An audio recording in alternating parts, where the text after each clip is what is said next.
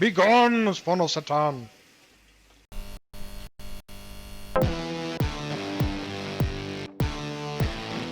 Greetings gamers, Nexus here, and this video will be the start of a new series called the Gamepass series, and we'll focus on all games available on the Xbox Game Pass to see whether the game in focus is a good fit for you or not. So in this video we'll be looking at Hinterland Studios' The Long Dark, which is a first-person survival game where you are pitted against Mother Nature and try to survive the grueling winters of Canada. Unlike most survival games, The Long Dark was designed to be a single-player experience, which is not a common sight in this genre of games. My experience with survival games before was usually with a couple of friends, and it was, very fun overall. But here, you have no one but yourself to count on, and it creates this sense of loneliness and isolation that perfectly encapsulates the theme I think the developers were hoping for the players to feel.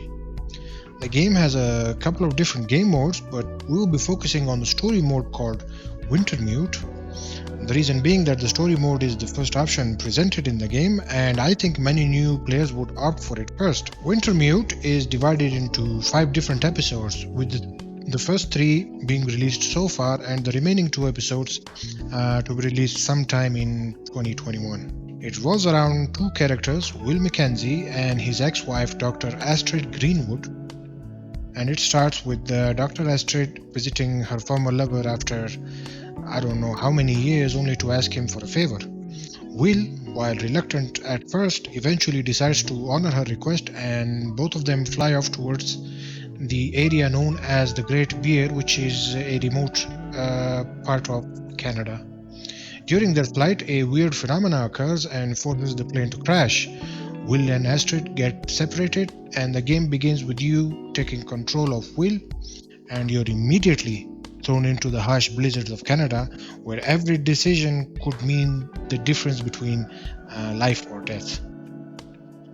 Fortunately, the story mode does not have permadeath as it does in its survival mode, and even gives the luxury of saving the game, which can prove quite useful if the player ever finds themselves in a tough spot and may want to revert back to an older instance in the game. The mission structure is a series of fetch quests mostly, and it involves going from point A to point B while stopping at point E, F, G, H, and I to restock on supplies and manage your biological needs, which is finding warmth, food, water, and getting enough rest, all of which are shown as different stats above the health bar.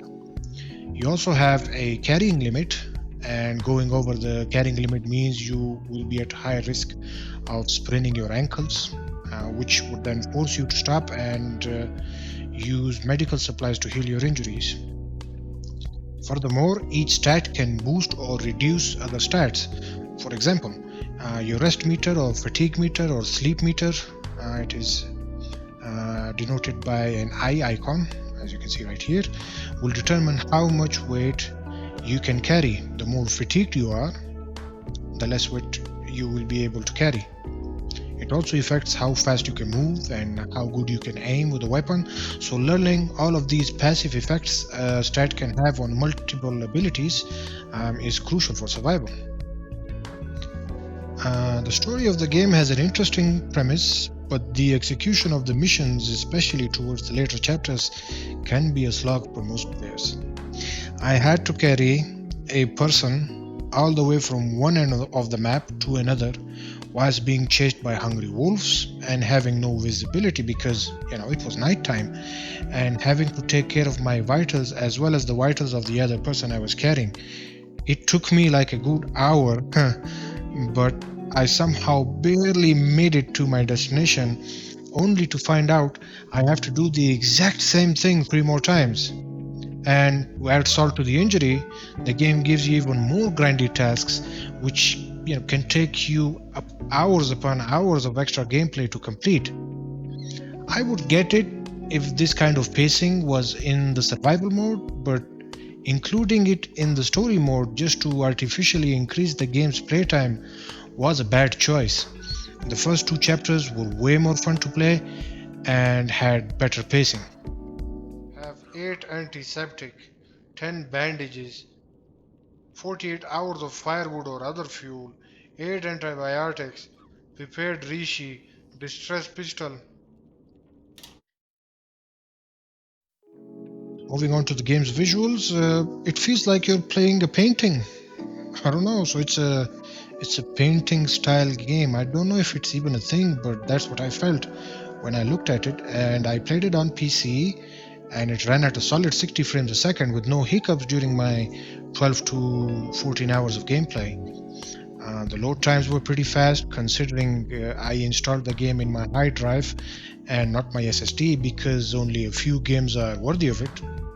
The sound design was awesome. The creaky windows, the frightening howls of the wolves, everything was done very well, and it really added to the experience considerably. So if you want to play this game, please do yourself a favor and play it with your headsets on. Trust me on that one. With that, we've reached the end of this video. I hope you find this information helpful in any way, and if you did, make sure to give this video a thumbs up and hit that subscribe button so I can keep creating more content for you guys. Also, I stream on Twitch at twitch.tv/playersnexus, so come by sometimes and say hi. See you in the next video, gamers. Godspeed.